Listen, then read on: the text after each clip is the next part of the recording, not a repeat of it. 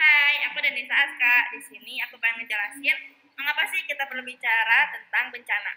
Jadi ada Ring of Fire. Indonesia tuh berada di jalur Ring of Fire, Pasifik dan pertemuan lempeng tektonik. Nah, dampak dari itu Indonesia itu jadi rawan gempa, gunung meletus. Nah, yang kedua juga memiliki iklim tropis dengan curah hujan yang tinggi, rawan banjir dan longsor.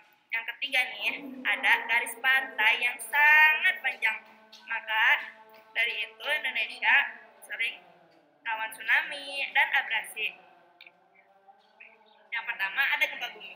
Jadi gempa bumi itu adalah permukaan bumi bergetar tiba-tiba akibat energi gerak yang dilepaskan. Biasanya disebabkan oleh pergerakan lempeng tektonik, namun longsor batu atau aktivitas gunung berapi juga dapat menjadi penyebabnya loh. Makasih ya. Jadi yang kedua, tsunami gelombang laut dan sangat besar dan sangat rusak. Pergeseran vertikal di dasar laut yang disebabkan oleh gempa bumi yang kuat, letusan gunung berapi bawah laut, atau tanah longsor bawah laut jadi pemicu utamanya.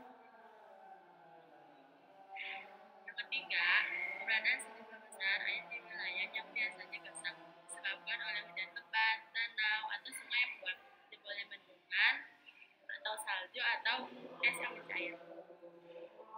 Yang keempat, angin topan. Angin topan dan badai yang kuat disebabkan oleh variasi tekanan udara yang drastis pada sistem cuaca. Tornado memiliki durasi yang lebih pendek dan skala yang lebih kecil. Halo guys, ini Rania di sini. Mau menjelaskan bagian kelima yaitu kebakaran hutan dan lahan. Kategori ini digunakan untuk bencana alam yang mungkin pemicunya tidak murni geologi atau meteorologi atau hidrologi atau bisa juga melibatkan faktor manusia sebagai pemicu utama namun dampaknya luas seperti bencana alam. Nah, dampak umum dari kelima bencana yang tadi sudah disebutkan itu ada yang pertama itu korban manusia seperti luka-luka, trauma, bahkan kematian. Adapun yang kedua itu ada kerusakan fisik, rumah, gedung, jembatan, jalan rusak, parah atau hancur. Yang ketiga itu ada kerugian ekonomi, harta benda hilang, mata pencarian terganggu. Yang keempat itu ada kerusakan lingkungan, pencemaran air atau udara, erosi tanah, hilangnya ekosistem. Hai, aku Rihana.